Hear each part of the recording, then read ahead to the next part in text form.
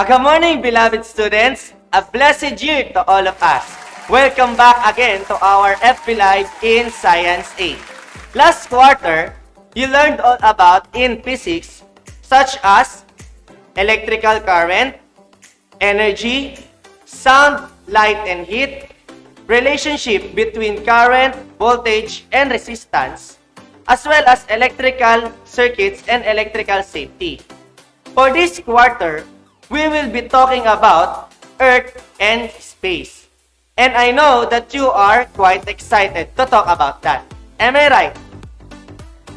Let's start. For this morning, let us fill our mind a knowledge which is all about earthquakes and three types of fault of Unit 1, which is earthquake and faults. To begin, our objectives are, first, we need to identify the three types of fault with respect to its characteristics. And also, we need to explain how movements along faults generate earthquakes. I have here a picture, and what do you think is this picture all about? Type your answer on the comment section.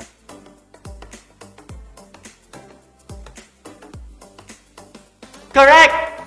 That is Pacific Ring of Fire.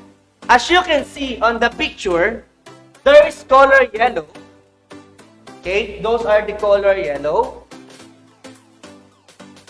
And those color yellow represents plate, such as Eurasian plate. We have Eurasian plate. We have the North American plate. We have also the Arabian plate. And we also have the Indo-Australian plate. And last but not the least, we have the American plate and then the South American plate.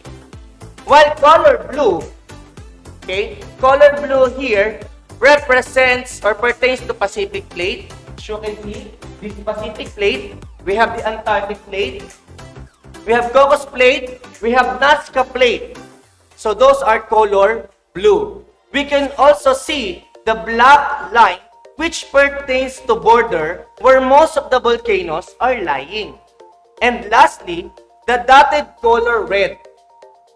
Those small dotted red represents volcanoes, which are surrounded along various places, or plates rather.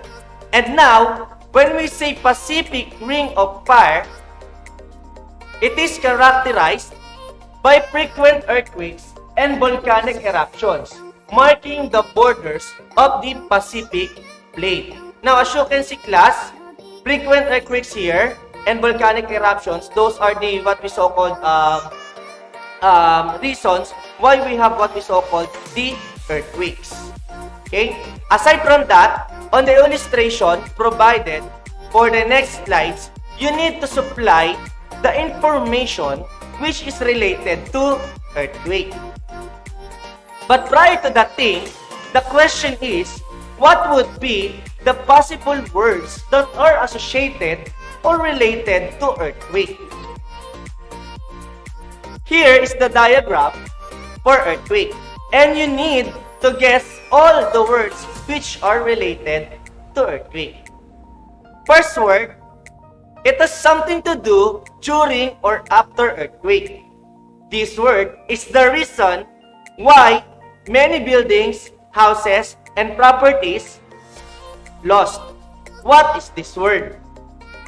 Type now your answer on the comment section. It starts with letter D and ends with letter E. What should be the word? Correct! It is destructive. Okay, earthquake is destructive. Now, for the next word, it pertains to many people or animal lost their life because of sudden or continuous earthquake. It should be, starts with letter D, ends with letter H. It should be, very good, it is death. Okay? Next is this. It is during earthquake, many people did this thing. What word is this? It is a 5 word. Starts with letter P and ends with letter C. And the correct answer should be, very well said, it is a panic. Okay? So don't panic. Okay? How about this word? It is when someone needs assistance during or after earthquake. It should be exactly correct. It should be emergency. In this word, wherever we go and whatever we do during and after earthquake, all of us, as well as our relatives, need to be like in this situation. And what should be this word? Definitely correct. It should be safety. How about this word? In this word, this word happens during earthquake. Actually, it has something to do with the word quake. Synonymous word for quake. And what word is this? Great! It is shaking. Next word is this. You need this by doing the duck, hover, and hold that you learned in your elementary days as well as in your high school days. Correct! It should be protection. Last 2 words. How about this word? Sometimes it happens during or after earthquake. What is this word? Type now your answer on the comment section. Very well said. It should be tsunami. I hope you are familiar with the word tsunami. And last word is this. As citizen of Valenzuela, we need this all the time whenever there are news to watch and listen. Starts with letter I and ends with letter N. What should be the word? Precisely correct. It should be information. Those words that you guess in our discussion has something to do with the word earthquake. And when you hear the word earthquake, or when we say earthquake, it is shaking or trembling of the earth caused by movement along a fault. It is also generate waves that travel through the earth's surface. Now, as you can see, there is the word surface. We have the word waves. And we learned all about the waves. When we say wave, it has something to do with the word disturbance, or from the root word disturb, which transfer energy from one place to another. And these waves are what is felt and cause damage around the epicenter of the earthquake.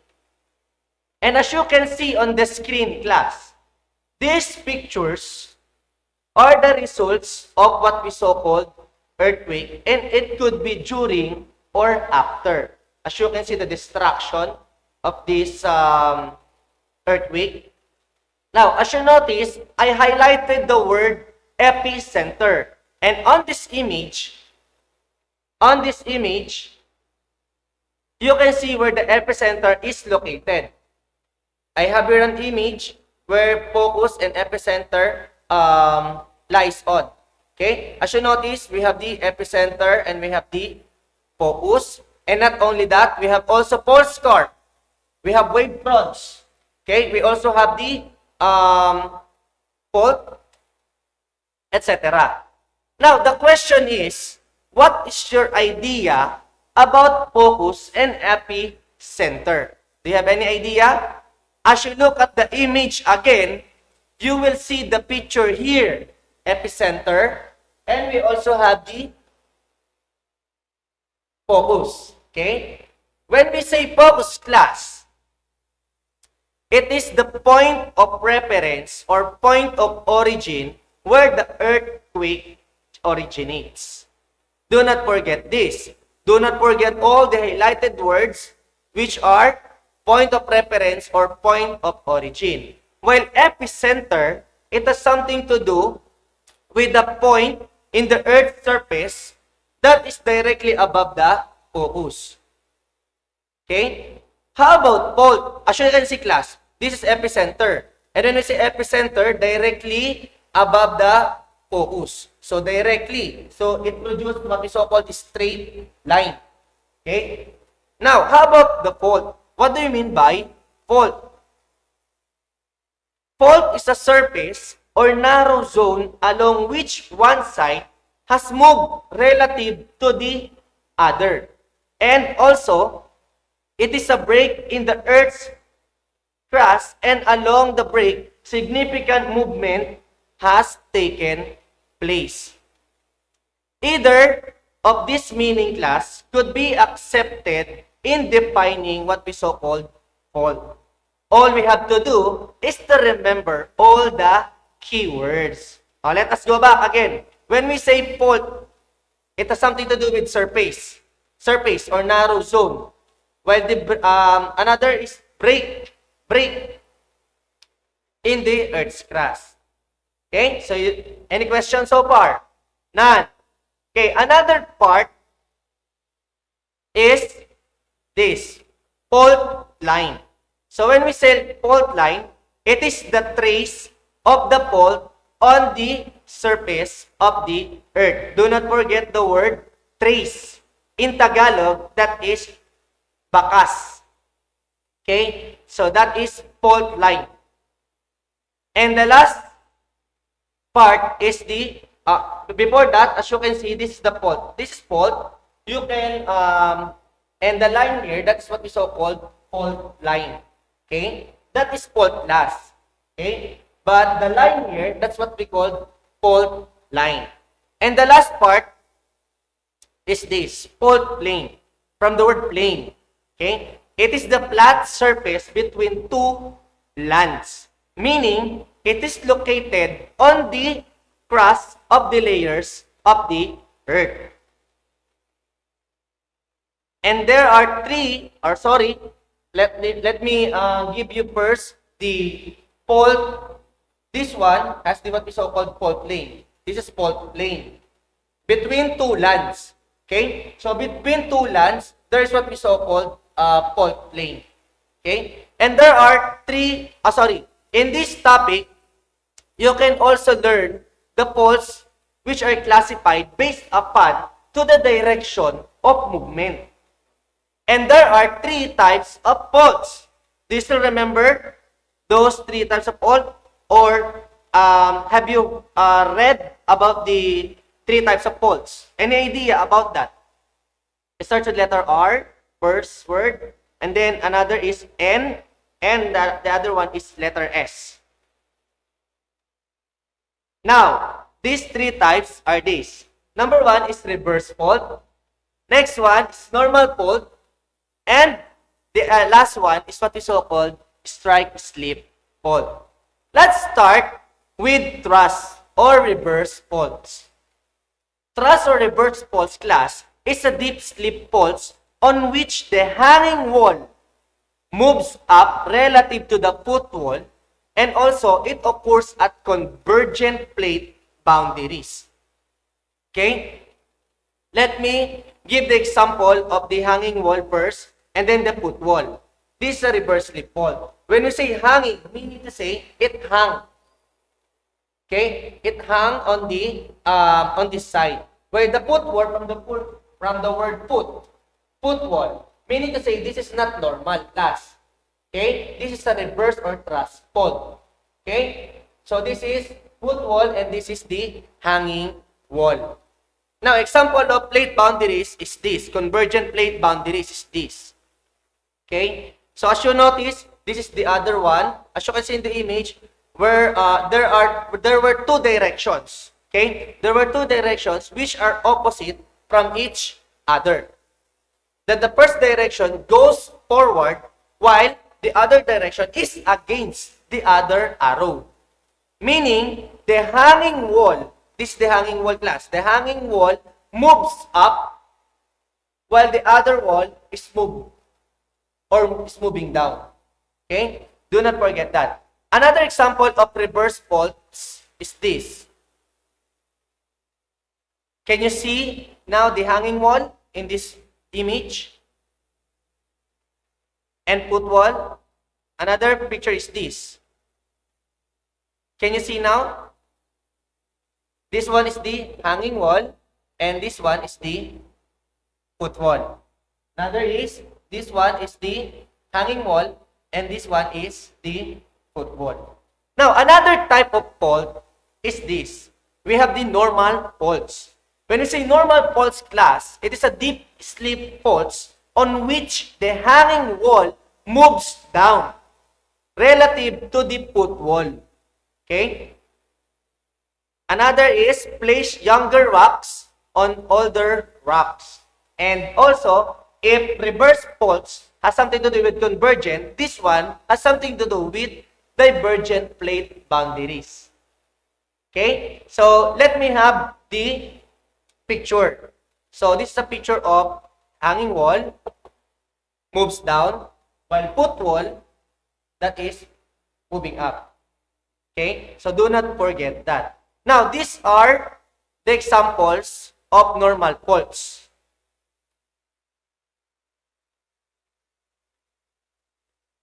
First picture, we have the outcrop scale normal faults. Second picture, and then we have the third picture. And the last fault is this, strike slip faults. When we say strike slip fault, it occurs when rocks move horizontally. Okay? When rock moves horizontally. As you notice on the picture, we have the strike slip fault. Now, right lateral or dextral faults, strike slip faults across which the block moves to the right. Left lateral or sinistral faults, this is strike slip faults across which the block moves to the left. Okay? Now, as you notice, I have here the examples of strike slip. Okay? Can you see now the difference? So those are the pictures. I have here the San Andreas fault, okay, which are very familiar to you. It has also the movie of San Andreas. Do you still remember that movie? Okay, we have the San Andreas fault. So this is the strike slip fault. Okay. Now we go now to question and answer. Do you have any question, class? Before we proceed to the question and answer, if you have question, type your question on the comment section. So we go now to question and answer portion. Okay? For the question and answer portion, number 1, what is this? It is the shaking or trembling of the earth caused by movement along a fault. What is this? It starts with letter E and ends with letter S, or it could be letter E also. Shaking or trembling of the earth caused by damage or caused by movement along a fault. The answer would be, very good, that is earthquake. How about number 2? It is a break in the earth's crust, and along the break, significant movement has taken place. What is this break in the earth's crust? Starts with letter, anyone? Starts with letter F. Ends with letter T. And the answer would be, exactly, that is fault. Do not forget that fault is a break in the earth's crust, and along the break, significant movement has taken place. Now, how about this one? What faults are shown on the 2 images? What type of fault is this, class? Do you still remember? What type of fault is number 3? What type of fault is this? And this number 4. Number 3 starts with letter N. Number 4 starts with letter... Anyone? Starts with letter R. So this one, number 3, is a normal fault because the foot wall moves up while the hanging wall moves down. Okay, for number 4, as you notice, hanging wall moves up while the footwall moves down. So that is reverse fault for number 4. Number 5, what are the two classifications of strike slip faults? What are the two? This is the dextral fault and sinistral fault. Okay? So right lateral and left lateral fault. So much for this class. So as part of your activity in earthquake and fault, do the fault model on page 7 of your module. That's all for today. Goodbye. Thank you. And God bless.